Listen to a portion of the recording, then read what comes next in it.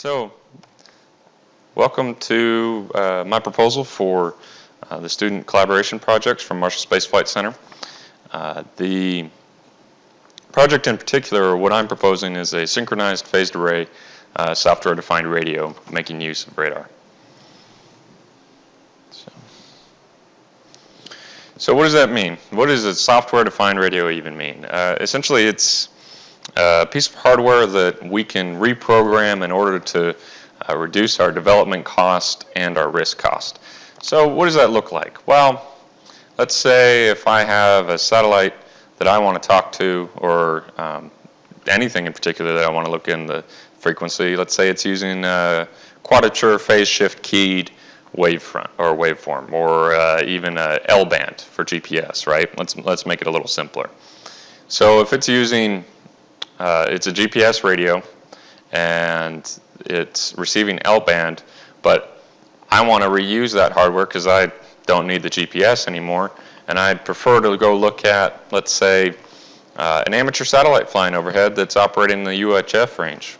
Well, if I have a software-defined radio, the programming and the demodulation and the modulation piece that all go into that, I can go reprogram and reuse the same hardware, provided, of course, that you can shift from that frequency to the other, that it's not a antenna that's specified for that range. But so long as I have a pretty good general piece of hardware that can accommodate that change, that means I just reduce my development costs, and I'm not paying any development costs for a new radio, and I'm not paying any risk on hardware that hasn't been proven, so other than the software, right? So all we're doing, as opposed to proving a piece of hardware now, is we're proving pieces of software, which is a lot easier in terms of development. So that's why software-defined radios right now are very popular, simply because you're reducing your whole development cost. So what do I want to do with a software-defined radio? I want to take the software-defined radio, and I want to look at CubeSats or small sats flying in a formation, which hasn't been done on orbit yet, and create a network between them that provides navigation or precise navigation and timing. So what does that mean? That means that we're taking our network and potentially a network time reference, and we're also pinging our neighbors. So we're making use of illuminators of opportunity, or in other words, I can actually track, well, since we're continuing with the satellite example, I can actually track the satellites, my partners in the formation flying by me, simply by the radio waves that are reflected off the communication waves that I'm sending out.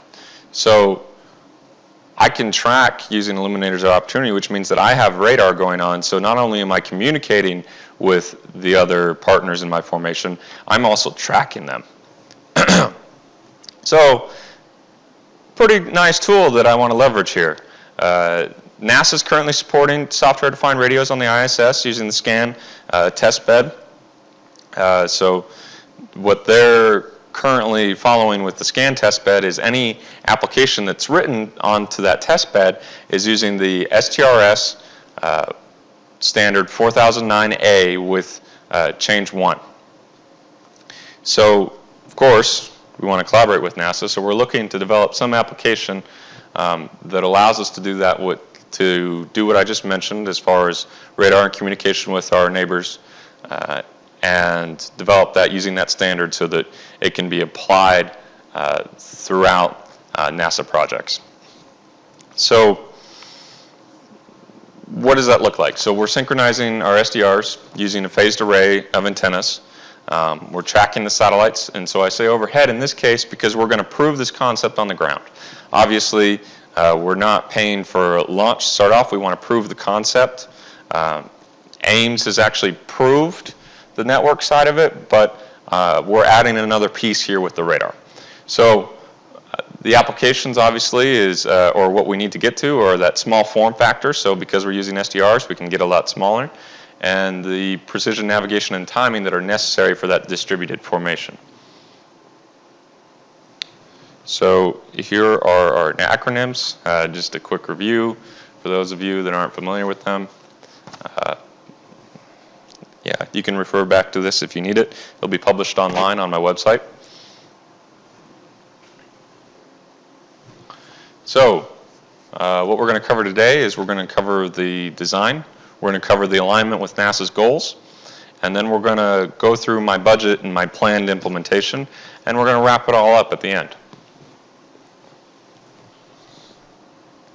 So let's start with the design.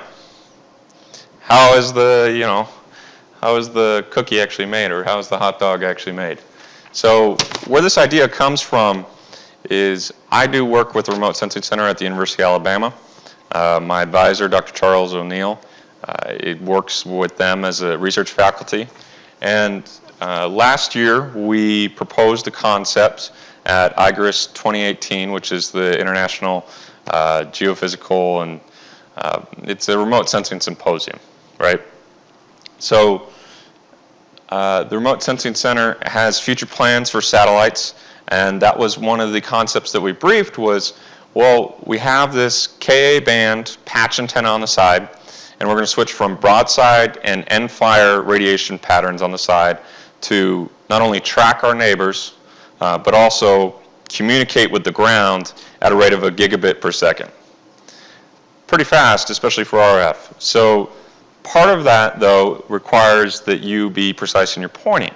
Well, if you're using a patch antenna or you're using a phased array, then you can actually electronically steer the beam so that small sets or something with a smaller form factor benefits even though they have that reduced attitude orientation capability, right? Or directional capability, excuse me. So obviously our key enablers for this, well, the project itself or the paper itself was looking at sounding the ice sheets using VHF radar in Antarctica in order to determine ice thickness and the ice and look at the ice bed itself. I was the satellite guy on that project that was looking at, okay, how do I put your satellites in orbit with a formation that's going to create a distributed array or a synthetic aperture of somewhere on the order of about 1 kilometer.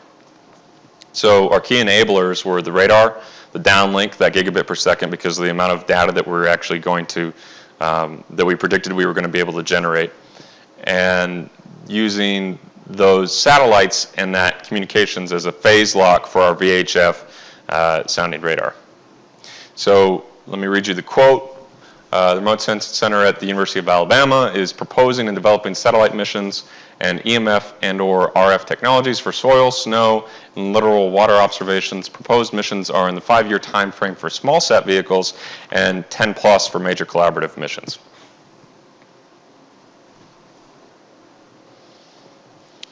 So what are our objectives with the design when we go and do this? Because we need objectives in order to actually design to the process, right? So we want to track and communicate with our other satellites. So I want to say, okay, satellite A or small sat A in the formation, you're X number of degrees from me, so I have a range and an azimuth from my particular location. And I'm also communicating throughout the formation, either a network time reference along with the telemetry of each of my neighbors that I've detected.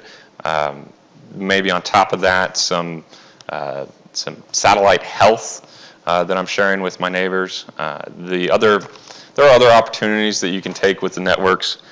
For instance, if I know that one of my neighbors is going to be over a ground station, we could communicate the science data that we want to return to that particular satellite and have it act as a throughput for the network.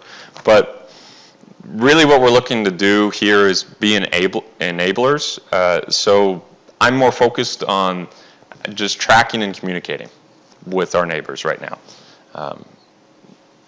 And that means, at some point we're going to have to talk about a waveform and using the KISS method on that waveform in order to communicate our precision navigation and timing as well as telemetry.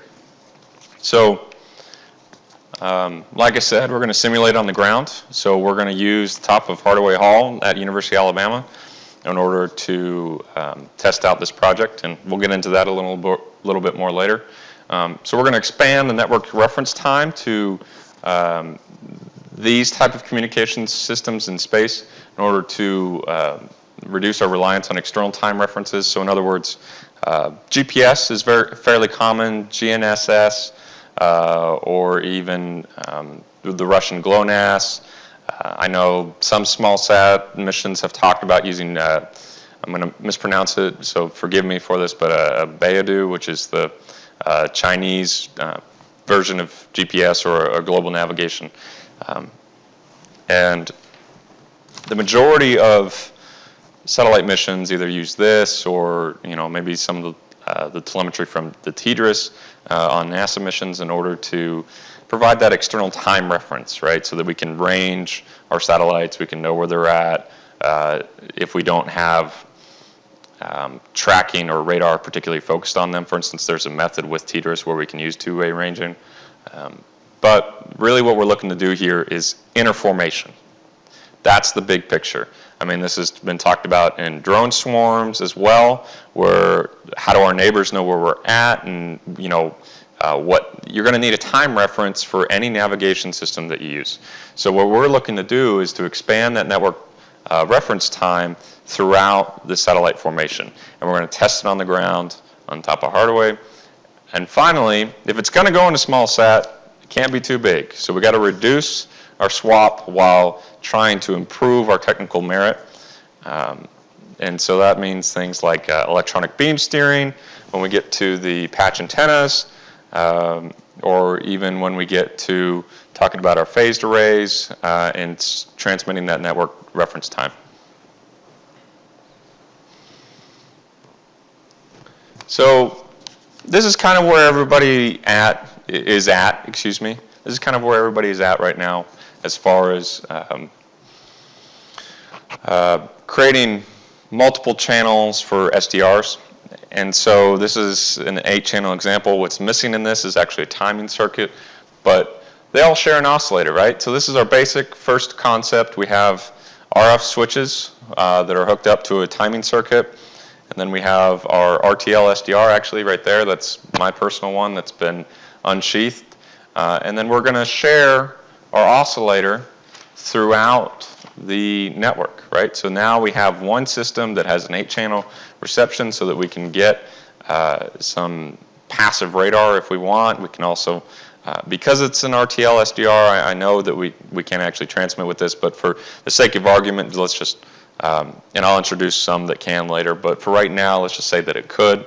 So then right now we're listening, but if we wanted to transmit, we could, and we would share the same time, and we would be able to transmit using that 8-channel system that we've now created, right? Well, the trick here, and this diagram right here is borrowed, by the way, but what we're really end up talking about is if we're tracking, then we need to know the time of arrival, right? That's one way of talking about it, or the wideband, or maybe we have some modulation through a network time reference. So there are multiple ways of doing this, but one of the great advantages of illuminators of opportunity is that in the aircraft example where the FM signal from the rock station hits the aircraft and comes back down, well, it's not going to all arrive at once, and so we're actually going to see a delay. And so because of that phase shift, now we can actually solve for that phase ambiguity and track the aircraft as it flies through the air, right? In the case of our satellite example, or what we're actually building to, that interformation example, now I have that phase shift and I can tell where my neighbors are in the formation.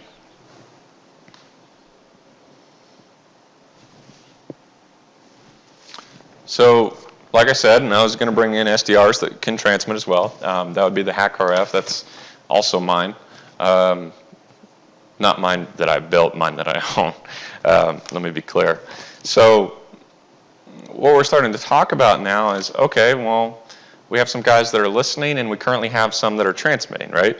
And so if the hack RFs were all from one satellite, it would transmit out, and the RTL SDRs would be listening, right? And so they would be able to tell where they are based on the time of arrival or the phase shift, or even whatever we include in that particular waveform that we send out. And now we're starting to talk about maybe we're using wideband modulation or something along those lines, but now we can track. Now we can track, we can communicate, we say, okay, you're over there. I got you, buddy. Don't run into me, especially in interformation, right? So the real particular reason that some of this came out was when we were working on our formation, the small sats, we were looking at somewhere on the order of a range of only 49 meters, right? It's crazy, especially for a small sat, but if you have the precision, navigation, and timing, especially that this might provide, okay, we're not worried about it anymore. But when you have a kilometer covariance on CubeSats, which is typical, we can't rely on external tracking sources. So if we want those distributed arrays or those formations that can adapt and sense and electronically steer their beams so that we're still communicating throughout the network, then we're going to need SDRs that are capable of doing this and providing that precise navigation and timing.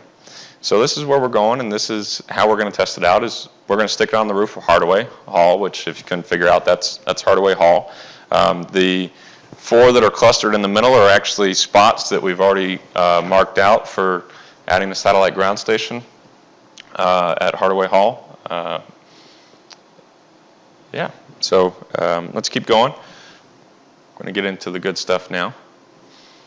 So what are our details? This is just, what are we trying to do here? We're trying to follow the standards 4009A with change 1 so that this is communicable, or other NASA missions, not only ourselves, can actually use this and apply this. I'm not familiar with all the particulars of SCAN, particularly the 3 different antennas that are on board. So while there is a KU, an L, and an S, I'm not sure that depending upon the usage or what's allowed on ISS, whether this could be tested with SCAN. That would be awesome, and I would like to see that happen. But at the same time, the real application here is, or what we're trying to do first, is test it on the ground. So that's what this project is looking at is, okay, we're going to take that standard, we're going to design our software application to that. The Roadmap 2015 TA is the Intelligent Multipurpose Software-Defined Radio. So in other words, software-based communications and navigation functions in a reprogrammable signal processing platform that are adaptively sensing and linking to our neighbors in the formation. And as far as the lunar mission focus that's actually coming up by 2024, what we're looking at is the Lunar Advisory Group suggested that in terms of polar resources, this is actually number 7 on their list of their return to the moon, enhancing products that would be useful are surveying the surface correlated hydroxide at 65 degrees or so through orbital mapping. One of the better ways to do that is a distributed array that is able to form a synthetic aperture, which is what the Remote Sensing Center was trying to do, or at least the concept that we proposed in our paper last year. So this is what we're looking for. We're looking at those standards, and we're designing to meet those particular NASA goals. And let's get a little bit more into the meat now that we've talked about standards. I'm sure I'm starting to bore you a little bit with that. But the power consumption for an RTL SDR, which is what we're going to start off with to make sure that the concept's working, that we can listen and use our illuminators of opportunity in order to get that radar. That consumes about 5.6 watts because it's using a USB. Same for the HAC RF1. That's not counting in the transmitting, but the transmitter goes up to about, I believe, 1 watt or so. So pretty weak, but large enough for what we want to do, especially testing it on top of a rooftop, especially at a distance of about 120 feet or so. Obviously, I haven't accounted for supporting equipment. That's something that I plan to get into more as we progress down iterating through this design.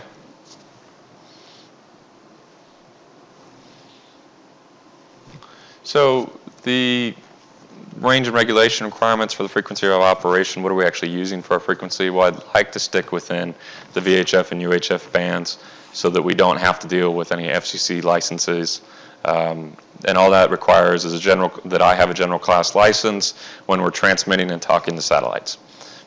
I don't expect to be talking to satellites to start off. At first, I expect to only be listening. So the time frame for me to get my general class license is in the December range, December to January range, when we've switched over to starting to transmit now and starting to talk to satellites. So initial qualifying in the September through November timeframe of when we're testing out the concepts to make sure that the Illuminators of Opportunity concept is going to work in terms of what we're trying to do. It shouldn't be a big deal. Data rate, we expect to use some wideband as opposed to direct spread spectrum or some other type of modulation schemes. Wideband simply because of what's recommended to me right now, but that doesn't necessarily mean that we'll stick with wideband. We're going to go with whatever works. Wideband is just our choice for right now. And really our data rate is going to be dependent upon our frequency bandwidth. So at the time that we proposed the mission sounding the Antarctic ice, we were looking at a gigabit per second, but that was because we were looking at Ka rate, or excuse me, the Ka band and the frequency bandwidth that we had allocated for that. That doesn't necessarily mean we're going to be at a gigabit per second, but I'd like to reach that. Using VHF and UHF, probably not. But as we go through and we upgrade our systems in order to be able to do that, while maintaining the same software, because hey, what's the benefit of SDR if not being able to port your software over to new hardware? We should hopefully begin to reach those rates. And again, this is something especially on the risk side. It's the sampling rate from our oscillators is going to be key. So for instance, the RTL SDR, it's not going to reach a gigabit per second because the oscillator is actually 28.8 megahertz. So we take in our frequency, we mix that, we get our intermediate frequency, and then we demodulate, or excuse me, we run through our ADC. You're not going to get a gigabit per second. It's not going to happen with an RTL SDR. But as we improve and we develop relationships, especially with the Precision Timing Center that the U.S. Naval Observatory supports on campus in order to talk about maybe even an atomic chip on clock, or excuse me, an atomic clock on chip. Let me get my words backwards here. That might be something that's possible. But again, when we're using commercial off the shelf, probably not. But as we begin to build our own hardware, especially in the October timeframe, October, November, December timeframe, then that's going to begin to be achievable. So as far as test tools and instrumentation that we might require, well, the Remote Sensing Center and Dr. Nathan Zhang have both ordered an anechoic chamber, which, as you can see on the slide, was just being installed actually today. And there's a VNA and an oscilloscope, a signal generator. We have all the tools that we're going to need in order to test this available to myself. And again, like I said, developing a relationship with the Precision Timing Center in order to work on some of those precision oscillators or those fine oscillators, and the potentially an atomic chip on clock, which would be awesome if we could achieve that, but at the very least, I'd like to achieve the network time reference, the radar, and the communication. So if we get there, we get there, but if not, I'd like to at least be able to demonstrate the network time reference and the radar component. So like I said before, the STRS, we're designing that standard, and that's actually a benefit to us because Goddard supports a repository of code that's already available to us. I've already been in contact with them because their website was actually down, and got a CSV list of all the software that they have in that repository. And I think it's actually going to benefit us because it's a lot of the base building applications, including some test waveforms from JPL. So, that's going to be a huge boon to us. Excuse me. So, with that, we're going to move on to what are the benefits to NASA. So the benefits to NASA are actually the goals that we talked about, right? So we're designing to that roadmap where we want an intelligent, multi-purpose, software-defined radio, and one that's able to sense and adapt to conditions in order to mitigate any disturbances in the link or the communications. So electronic beamforming and tracking, right? I think that's the best way to do it, and that's the way that we're attacking this. We're enhancing missions to the moon because if we enable this small sat formation concept, then we're starting to talk about, especially the closely spaced synthetic aperture that provides us with a large synthetic aperture on the terms of a kilometer in our case. We're talking about being able to orbital map for that hydroxide and give us better spectrometer measurements. So that's what we're looking to enable here. And so that's my alignment with NASA's goals in terms of this project. So budget. We'll go through a simple budget real quick. Current work plan, 10 sprints. So I actually work with, I'm a SMART scholar, and so I work out here at China Lake, and I'm using the agile method of project management, and so I'm accustomed to sprints, which for those that are not familiar, it's the Scrum method, and it's also called, so there are 10 sprints or 2 weeks, so for each sprint, so we're talking about 20 weeks, and that means that there's the way the project is aligned, I think actually fits fairly well, especially in a research setting where you have a Scrum Master, a product owner, and then the development team. It comes from the software side of development and project management, where the Scrum Master is essentially a supervisor that makes sure that his team has, or her team has, what it needs. The product owner is the user, or a proxy for the user.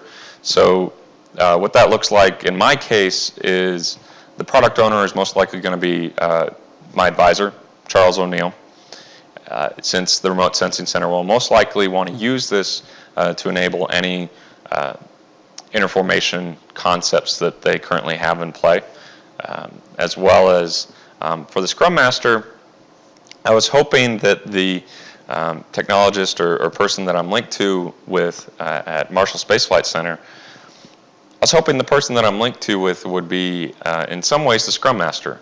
And all that means is that, if we're following the concept thoroughly, then we have a 15-minute daily, hey, I got this task done, hey, I didn't get this task done. We're shifting through, and we have about a 4-hour meeting, 4 hours or give or take, closer probably to 3 or 2 every 2 weeks, where we're discussing what's next, right? What do I need to do next in order to achieve this goal of the design objective? And so I've designed for 20 weeks, right? That's our ideal goal. Everything goes perfectly. We hit it at 20 weeks. Well, even if we don't hit it at 20 weeks, which would give me a January 12th finish, then that means that I have 9 weeks to play with in case anything goes wrong. So another 4.5 sprints. So I think I've budgeted enough time that in case anything does come up, or we run into any risk, particularly in my case, some development risk. I'm from the aerospace side, and I deal particularly with satellites. RF is, I've only been dealing with radio and satellite ground stations for about a year. So there is some development risk associated with this, and so I've allotted myself 9 weeks of development risk, especially for this small project. I think that's pretty fair to give myself that amount of time. And so I think we'll actually finish well ahead of schedule, but you know, it's always good because you never know what you don't know. And our other risk here is our common timing source. And so I mentioned developing a relationship with the Precision Timing Center, but really what we're looking for here is, you know, when I showed you where everybody's at in the beginning, right? Everybody wants to link up those RTL SDRs through wires. You know, you can measure the time that it takes for the signal to be transmitted through the wire or the resistance of the wire, right? But in the end, if you have a satellite formation, you're going to have to have a network time reference or some other nodeless form of communication where you're able to transmit out the time.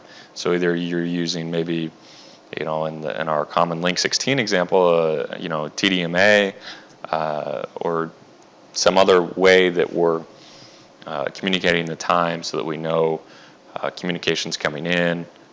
Otherwise, we're talking about even like duplex or transceiver, you know, duplex transceivers that we have on all the small sats, which significantly increases your development cost. So really what we're looking for here is a keep it simple, stupid waveform that we're transmitting to our test beds on top of the hardware roof that has our network time reference, has the telemetry, and has from the tracking of the communication signals that are bouncing off our whatever sample CubeSat that we use or whatever antenna that we use in particular, right? So one of the things that I haven't addressed is, okay, I've talked about putting it up on the roof, right? And I've talked about, you know, closing in towards the end, tracking satellites overhead, objects that are moving. Well, what about in the beginning when we're testing out the concept? Well, in the beginning, you know, I want to make sure that we're, even if it is fixed, that we're able to read where it is and confirm that. And then as we're able to read where our fixed neighbor is, then starting to move that neighbor around to make sure that we actually are able to track that neighbor as it moves.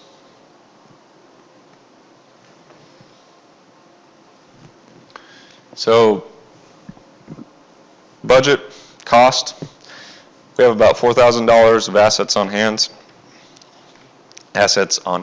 That includes RTL SDRs, which again are the only receiving, cabling, GPS receivers, epoxy, tape,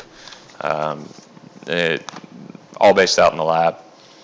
We have somewhere on the order of about another $4,000 worth of assets that need to be purchased. These include half duplex SDRs, maybe not necessarily a Hacker RF1, but a SDR that's capable of transmitting. And finally, you know, a Balun and an RF adapter kit. So the other part of this is as we develop the RTL SDR, or excuse me, as we use the RTL SDR starting out, transmitting on the roof, we're going to need to be able to talk to it, and so we may run some cabling where we transmit the waveform at first before we start using the illuminator of opportunity. And then, so we're looking at maybe a placement on the roof somewhere in the November, December timeframe. Because obviously I'm going to need my general class license. If we come to it where there is a block or an issue, while I have allocated 9 weeks for any overages, Dr. O'Neill has his general class license, so if we need to, we can set him up so that he can click the button and he can transmit. Especially since we're using VHF and UHF, we're in the unlicensed bands anyways. So total, what I'm looking for is about $6,000. I've accounted for an extra 50% in case of any overages. Cabling in RF can get expensive, so I assumed a 50% overage because $4,000 is you know, really, you know, I'm adding about another 2,000 in there to play with in case we run into any issues. The Hacker RF, for instance, that I have actually has an issue with its PLL, which is the phase lock loop, where it reads the frequency on different bands than it actually, or on different frequencies than it's actually being transmitted. So again, that's why I'm not saying necessarily a Hacker RF1 is something that we might purchase, but we do need SDRs that work, right? So broken equipment, things that are shipped to us that don't get there in time, maybe we have to pay for overnight shipping, or we have to pay for some emergency costs. That's really where that $2,000 is accounting.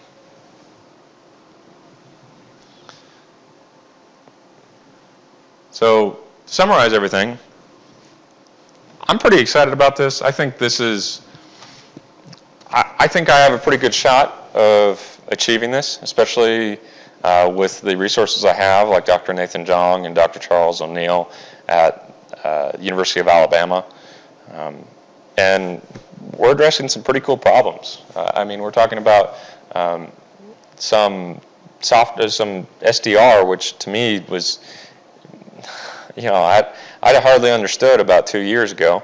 And now I'm sitting here and I'm going to write my thesis on it, talking to you about tracking satellites in a formation we're you know, transmitting telemetry back and forth, demonstrating a system that's capable of this electronic beamforming in order to track its neighbors, and delivering a new technology report to NASA and a paper on the technology application itself. I mean, this is cool stuff, you know. So the parameters that we got to hit are swap, obviously, make sure that we're complying with the standard.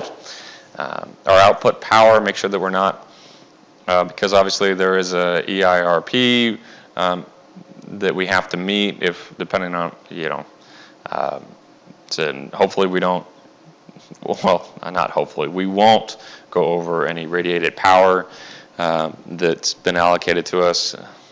Making sure we're accurate on a frequency, that we don't have any spurious transmissions, including any harmonic output power, which could be a potential issue, especially with a phased array that, you know, we see some coupling between antennas or something along those lines, or even between the radio and then the receiver's not, that the oscillator for the receiver doesn't have any leakage. In other words, we're starting to talk about, you know, the temperature that affects that crystal. Making sure that our deviation or modulation bandwidth are within the parameters that we need, our receiver sensitivities where it needs to be at, and same with our selectivity. And then finally, for our current consumption, making sure that that fits with our output power, that we're not, you know, drawing these vast amounts of power, because that really would not enable a small sat. That would put a lot of issues on it if the power draw was enormous, right? You wouldn't actually be able to put it in a small sat, especially with their small form factor and the power that they're able to carry. So making sure that we hit all our requirements here. And our quantitative gain here is not only enabling the interformation, which actually that's a qualitative gain, but our quantitative gain, really what we're looking at is, oh, excuse me, I didn't change that on the TV. We're looking for a significant increase in our data rate, so about 1 gigabit per second, like I said, and improving the state estimate between those satellites. Those are the goals that we want to hit. Our quantitative gain, I'm looking for about 1 gigabit per second for the data rate. For our state estimate, I'm looking for at least 1 centimeter, if not more. That's not necessarily a gain over current technology, but within a formation, absent of any external references or external telemetry, that's a significant gain, especially for small sats. So again, we're aligned with our technology roadmap. We're enhancing that lunar mission to make sure that we can go to the moon and map out where water and hydroxide are on the moon itself. Looking for a budget right now, proposing about $6,000 in order to account for some overages, and I've accounted for at least 9 weeks worth of any delays that we may have or any risks that we may run into, especially with the oscillators or maybe in the electronic beam forming portion when we start playing with our antennas. Maybe the anechoic chamber goes out, but we've allocated for it, especially in the about 6-month time frame that we've been given. I think that's a pretty good allotment to give us some wiggle room here. And finally, oh, sorry, this is our, so these are some of the assets that I was talking about earlier about purchasing. This is just kind of a general overview for you, just in case you wanted to look at it. And then finally, if you have questions, hopefully you'll reach out to me. My email is crsimpson@crimson.ua.edu, and yeah, feel free to let me know what you think. Really looking forward to get started, and as a follow-up, this is actually going to be my dissertation. So, you know, I'm hoping to be able to use this funding to support this, which is going to be my dissertation project. So, looking forward to it. Let me know what you think, and yeah, hoping to get started real quick.